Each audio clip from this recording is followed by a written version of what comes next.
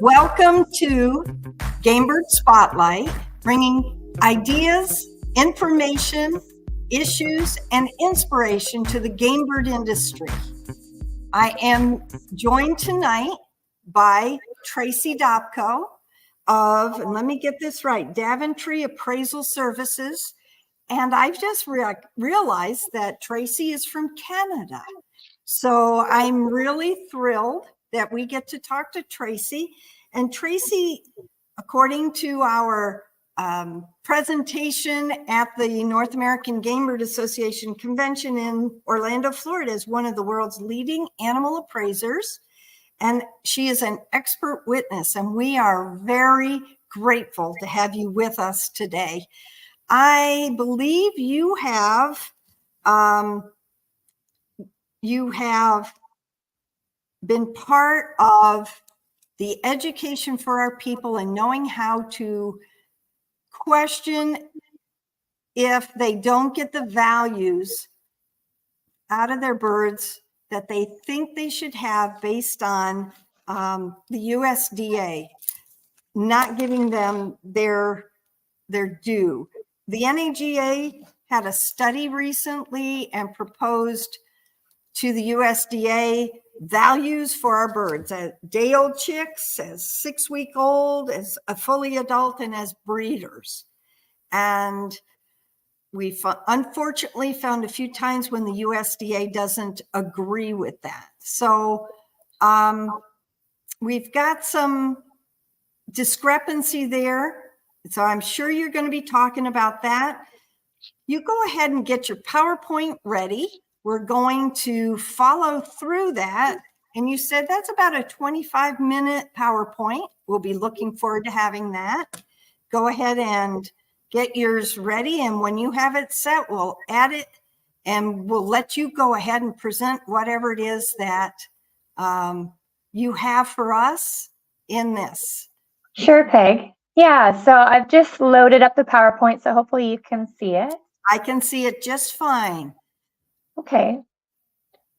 Yeah, so I gave a talk at the convention about how to appeal a judgment on indemnification with USDA APHIS to the NAGA members. And so I'm sharing that same PowerPoint with you today. As Peg already mentioned, I'm a livestock appraiser. I've been practicing for over 25 years, and I'm well versed in doing the USDA indemnification appeals. So if your flock is infected with the highly pathogenic avian influenza, which is also known as HPAI, the U.S. Department of Agriculture will provide indemnity and compensation for some of your losses and costs. So USDA pays for birds and eggs that must be destroyed. They do not pay for birds that have died from HPAI. The amount of your indemnity payout is based on your flock inventory and standard indemnity values. So we want to stress to our members that if you are with the NPIP program and you have birds that are starting to die, it's important to get moving and get a diagnosis on that. Absolutely. So USDA will also compensate for materials such as contaminated feed or egg packaging that must be destroyed because they can't be safely or adequately cleaned. So to receive compensation for these items, your field reimbursement specialist must review and approve the items in writing before you remove or disassemble them. So it's important to also remember that some items will not be compensated. So for example, the peepers here that we see in the bottom left-hand corner of the slide presentation, USDA will not pay out for that loss, and their reasoning is that the peepers are already part of the bird, and they, incorporate that amount into the compensation for each bird. So fair market value for your birds. So USDA indemnity values are updated annually based on nationally recognized data from Agricultural Marketing Service, the National Agricultural Statistics Service, Livestock Marketing Information Center, and other sources as appropriate. So if you feel these national averages don't adequately represent the fair market value of your birds, you may appeal the values by notifying your case manager or field reimbursement specialist in writing within 15 days of receiving your initial indemnity values estimate. So for example, for a lot of the flying mallard duck breeders out there, there's actually currently not a valuation chart for them on the USDA tables. And so those have to be done by an outside representative that comes up with the fair market value of those birds. So fair market value is defined as the price at which property would change hands between a willing buyer and a willing seller, neither being under any compulsion to buy or sell, and both having reasonable knowledge of relevant facts. So to support your appeal, you will need to obtain an independent third-party appraisal report prepared by a qualified appraiser. And we're going to go into that in a bit more detail in a little bit here. So on the value of your birds. So any documentation that you have, so for example, your own inventory, any of your sales receipts, invoices, will be useful to an appraiser. So the appraisal can be completed after you've notified USDA of your intent to appeal. So it doesn't need to be done within that 15-day time frame already mentioned.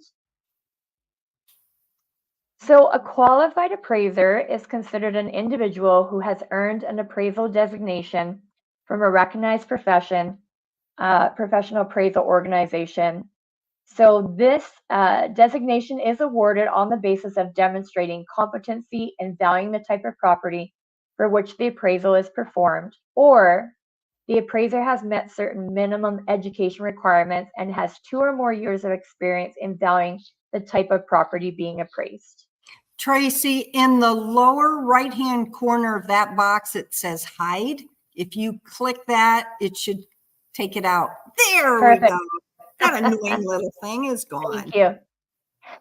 So what is a qualified appraiser? So the individual regularly prepares appraisals for which he or she is paid.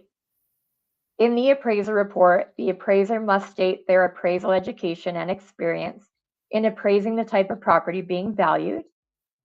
And although not required by USDA, it's advantageous for you to hire an appraiser that's up to date on what we call USPAC courses. And that stands for Uniform Standards of Professional Appraisal Practice. And these are required by most organizations to successfully complete a USPAC course every 2 years. So important points to consider: not all appraisers meet these qualification standards. The appraiser chosen by the owner or breeder must make the case that they are qualified to conduct the appraisal. So it's important to realize that there's 2 types of appraisers. One is what we call a real property appraiser, who values real estate. So anything that's nailed down, it could be a house, a farm, a condominium complex. And the other type of appraiser is what we call personal property appraisers. And that's anything that's not nailed down. So that could be cars, artwork, antiques, animals. The difference between the 2 is real property appraisers or real estate appraisers have to be certified, and there's very specific courses that they have to go through. They have to maintain their USPAC courses, where on the other side is personal property appraisers is an unregulated profession, meaning really anybody can become an appraiser and there's no regulations. And so that's why it's in your best interest as a consumer to do a bit of research and make sure that you're hiring an appraiser who has followed some of the standards that we require in the industry. So a necessary qualification means the appraiser is independent of the operation being appraised and independent of the appraisal transaction itself. So other than being paid a fee to conduct the appraisal. So for example, the appraiser cannot be an employee of the operation, can have no financial interest in the outcome of the appraisal valuation, and must provide a signed statement to this effect. So all appraisals will be reviewed by a veterinary panel at USDA, and this panel will consider factors such as the appraiser's qualifications, the appraised value of the birds, the appraisal methods used, and the supporting documentation provided. Appraisal fees also cannot be based on the percentage of the appraised value. So it is actually illegal for an appraiser to say, you know, I'm going to value your birds for, let's say, $30,000. And so I'm going to charge you 10% of that value. I'm going to charge you $3,000 for the appraisal. And the reason why that's illegal is it possibly could entice an appraiser to value the animals at a higher amount in order for them to get paid more. Definitely shows bias. Yes. Absolutely. Yeah. So as an appraiser, even though I may be hired by the bird breeder, I'm supposed to maintain my credibility. I cannot advocate for the breeder. I cannot have any bias. So important points to consider. Appraisals should meet the standard for personal property appraisals set by the congressionally recognized appraisal foundation. We often call it TAF or USPAP, and must include a detailed description of the birds, the valuation effective date, and USDA has asked us to make the valuation effective date the date the birds were tested and confirmed to have HPAI. The fair market value on that valuation effective date, the method of valuation used to determine the fair market value, and in the case of USDA appeals for birds, we use the cost approach or the sales comparison approach. The specific basis for the valuation, such as a specific comparable sales transactions, and there needs to be documentation supporting the appraised value, and the signature of the appraiser and the date signed by the appraiser. So APHIS determines the fair market value of a laying hen of any type of bird based on two factors. The first is the cost of developing the bird to its level of maturity at the time that HPI is detected in the flock. And two, the depreciating value of the bird, accounting for the bird's reduced remaining productive life for egg production at the time that the disease agent is detected in the flock. And in my opinion, this sort of valuation and definitions relates to the chicken and turkey industry, where those birds are going to be in lay all year round. Right. We're currently disputing the definition of an adult bird with the USDA, and the fact that a pheasant has one shot at laying and it's a certain point. So this is a bone of contention. So continue, and we'll, I'm sure, come back to that. I will, absolutely. So estimates of lost future income that may have been obtained through the remainder of the productive life of the birds, had they not been taken for disease control purposes, unfortunately, are not included in APHIS indemnity payments. So if you figured out that your breeder bird has 2 years left, will produce this many eggs, this many chicks, unfortunately, USDA does not allow you to factor in that loss of income into your indemnity appeal. So NAGA provided 2002 and 2023 values to USDA that are in line with industry averages based on data that was not available to APHIS. And so NAGA conducts both years a nationally representative survey of ringneck pheasants, Hungarian and red leg partridges, chukar partridges, and quail producers to estimate values for 3-week age categories. And Peg kind of mentioned this already, everything from eggs to chicks to mature birds to breeders. And so based on what USDA put into their indemnity tables, their definition of a pheasant or a game bird breeder bird is a breeder bird that is 6 to 18 months old, currently used for breeding, and females are in lay. And so this has created obviously an issue for NAGA members because, of course, most of our game birds are seasonal breeders. So they're not year-round breeders like the chicken and turkey industry. And so this creates some difficulties. And one of the main difficulties is often our breeder birds are not in lay when HPI is most prevalent. And so as a result, a lot of breeders, when they need to make an indemnity claim, their birds are not in lay, and USDA is denying those claims just on the breeder birds if they are not currently in lay. And so part of this presentation is sort of helping you work with the USDA on what the next steps are going to be. So the first step is if you're required to have a depopulation completed on your premise, you will be appointed a USDA case manager or field reimbursement specialist. So you may receive an indemnity value estimate or a VS form 1-23, and I have a copy of the form on the right-hand side here. So it's called the Appraisal Indemnity Claim Form, and it states the itemized and total amounts USDA will be compensating you with. So as mentioned previously, if you don't agree with the fair market value of your birds, you must notify your case manager or field reimbursement specialist in writing within 15 days of receiving your initial indemnity value estimate. So your appeal appraiser report does not have to be completed within 15 days. You just have to let them know within 15 days that you're going to appeal. So far for my clients, they have tried reaching out to USDA to see how much time they have, and USDA has actually not given them a deadline. They've just said, go ahead, take your time. You know, we want this, we want you to do this properly and make sure you have everything that you need. And so there is no immediate rush to get that appraiser report completed.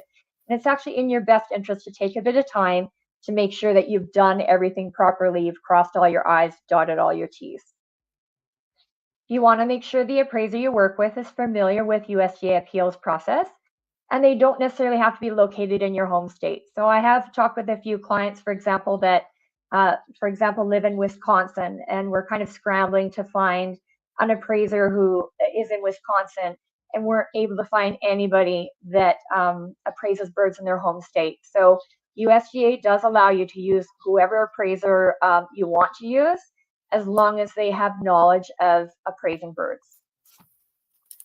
And you want to make sure the appraiser report is professionally written, is thorough, is compelling, and has merit before it's submitted to the USDA. So one really important point to realize is that you cannot appeal an appeal.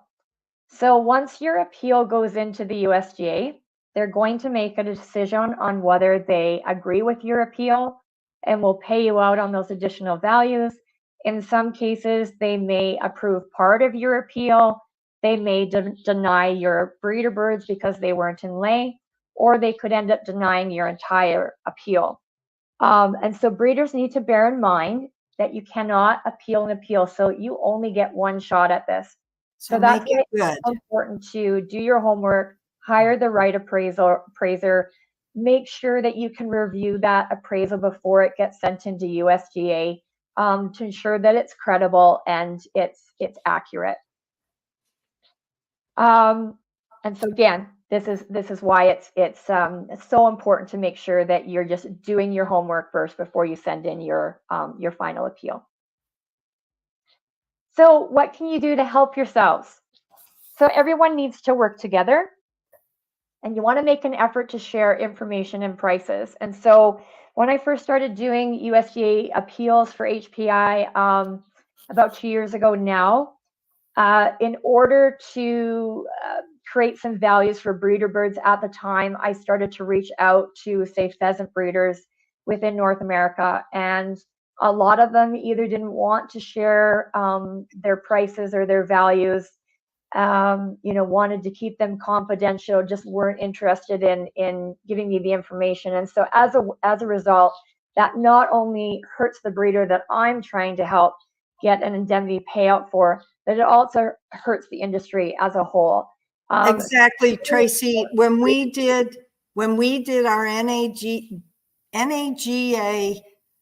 survey to find that out, to be able to present that to USDA, it was like pulling teeth to get people to talk to Rob, our own executive director. This wasn't somebody from another, wasn't an anti-gunner, it wasn't anybody, but people were unwilling to share that information. So this is a very good point that we need to share that for the betterment of everybody. Absolutely. And, if Rob can't even get people to disclose those prices, you can imagine how incredibly difficult it is for someone like myself to get those values. A lot of people think I'm going to share the information, or I'm going to start cold calling them for, services and that kind of thing. But I'm simply just trying to help that breeder out. So it does become incredibly difficult. What's interesting though, for example, the flying mallard duck breeders, I think there's really only about 10 major breeders in North America. Their values for mallard or flying mallard ducks are not included in the current USDA indemnity tables. It only has, pheasants, quail, Hungarian partridges, red-legged partridges. And so when these breeders have had to depopulate, USDA has valued their flying mallard ducks as ducks. So just the typical white domesticated duck that would only sell for $5.50 per mature bird. Of course, the flying mallard duck mature birds sell for a minimum of 3 times that amount. And so USDA was only willing to pay out on that $5.50 per bird. And so what's really interesting is because of that, those mallard duck breeders all rallied together and they shared all of their values with each other. And so I have been completing a few of those appraiser reports. And although USDA hasn't made a decision on them yet, I'm pretty confident that USDA is going to pay out on those birds because they have no choice, because we provided comparables of other breeders in the industry and what they're selling their birds for.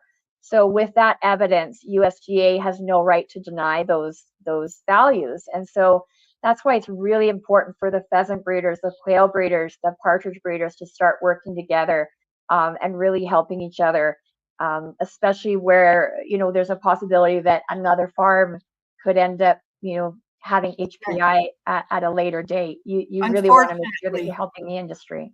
Unfortunately, that's the reality. Well, wonderful. So we need to work together, give our information, and what else can we do to help ourselves? And so I wanted to dive into the topic of what you just said. In 2022, NAGA surveyed 243 game bird producers and only received 79 responses back. So while this data allowed NAGA to produce reliable average values to USDA, in my opinion, 79 isn't good enough. I would love to see all 243 come in to create better averages, better values. Yeah, and so the one thing that I had said at the convention is I have a QR code here, and what it allows breeders to do is to go online. So it's birdappraisers.com /gamebird.html. And what that provides you with is a private confidential form for me. And it allows you to let me know what kind of birds you breed, how much you sell them for. And I realize with your breeder birds, most people do not sell their breeder birds. Of course, you're going to cull the ones that you don't want to keep. But the ones that you are going to keep, they're worth their weight in gold, but they still have a value. And so it's important for NAGA and your appraiser to know what that value is going to be. And so this allows breeders to go in, submit any of their values to me. I don't ever use that information, your contact information, to try and cold call you, sell you anything. So basically, those values go into a database that I use when one of your fellow NAGA breeders has to submit an appeal for USDA. And then I've got, valuations that I can put into the report of comparables. This form also allows you to click off a box that says confidential. And what that means is that if you do not feel comfortable with that breeder that I'm working for, you don't feel comfortable with them knowing your prices, what I can do is I submit your values directly to USDA so that they only see it. Obviously, there's a better advantage if if we all can view it. That's going to be involved in that appeals process, which would be me, the breeder, and the USDA. But it does give you the possibility of or the option of having confidential value submitted to USDA. Very good. Tracy, go back to that slide if you would. Okay. This one? The one with the QR code. Now, we have a lot of old school members who don't know what to do with this funny little thing.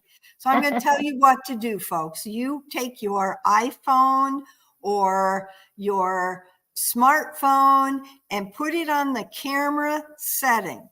Hold it so that the camera is looking at that particular funny looking shape, and it will highlight, and then you tap on that and it will take you directly to that website, so you don't have to retype and mistype the information there. If you are so old school you don't know how to do that, you can go here. info@livestockappraisers.com is the email, www.livestockappraisers.com. And I imagine they can find that if they will put /search for Gamebirds, and it will also bring you to that form. Yeah, and they can also contact me privately. My email is info@livestockappraisers.com. So if they contact me privately, I can also email them a copy of the form to fill out. Great. And that is showing at the bottom of your screen, folks. Get out your old-fashioned pencil and paper and write that down, and get your phone, your email up and send that, or go to the website and you'll be able to get that same information. Okay, go on from here. What else do we need to do? So that's actually that's the end of the PowerPoint. And so, yeah, so it's really important that you follow the proper steps for your appeal, and you're just very methodical and diligent about making sure that you cross all of your I's, cross all of your T's, dot all of your I's before you send that appeal in, because you get one shot at this. Now, I would probably cross my I's and dot my T's if I had to do all of this work, which is why it's so wonderful that we have you on our side to help us. And I'm really appreciative that you're here, that you're on our side, that you're helping us. The sad thing is avian influenza is out there. The sad thing is USDA, which is a government agency, has the authority to say you are going to destroy your birds because they have this communicable disease. You might as well get some money out of it, and you're only going to get out of it what you work with an agency to get. And we have done our part as the NAGA, which is why, folks, I say it really should be part of the North American Gamebird Association. You can join us at www.northamericangamebird.com. It's worth it. As we band together, we're bringing this information to you because this is an issue that is affecting the whole industry.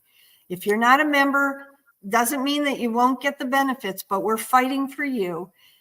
All right, Tracy, thank you so much. I'm going to Sure, and I just have one last thing to share. Okay. We're keeping our fingers crossed. So NAGA has been in negotiations with USDA to change the definition of our game bird breeder birds. And so two things they're looking at doing. They have tried to explain to USDA that a game bird breeder bird should retain its value all year long, whether they're in lay or not. I don't think I need to explain that to breeders why that is. At the end of the day, it's because they're seasonal breeders. And the other thing is to strike the definition that they have to be within 6 to 18 months of age. I know for many of you out there, your breeder birds are determined even before those eggs have hatched.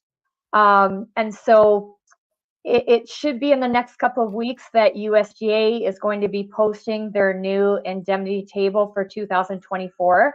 And so we're really keeping our fingers crossed that USDA listened to NAGA, took everything into consideration, and we're really hoping that they're going to change that definition for breeder birds, but we likely won't know for a few more weeks yet. Right, it's what, end of March that they come out? Somewhere in March anyway. I think so, somewhere beginning of March to end of March, somewhere in there. All right, so month of March is coming up right now. As of this recording, it is the 19th of February. And we're crossing our fingers, we're crossing our I's and dotting our T's and hoping that we're going to get this through. Wonderful. Anything else before we close it up and end up our recording. Yeah, I think that's it. Just to offer something to NAG members, I'm happy to help members, whether you hire me or not. I don't need to be hired. So if you have any questions, if you've already hired an appraiser and you have a few questions, feel free to reach out. I'm happy to help in any way that I can. Thank you. Thank you so much. Really appreciate your being with me and for the half an hour that we've recorded, and hope that things go well for you. Thanks, Peg. You're welcome. Well, folks, thank you for being with me today. And I would really appreciate your feedback. If you would send feedback to Rob at North American Gamebirds, what programming would you like to see? What work would you like to see done? And above all, join the NAGA. You can look at NorthAmericanGamebird.com for the different levels of membership and become involved today. Thank you.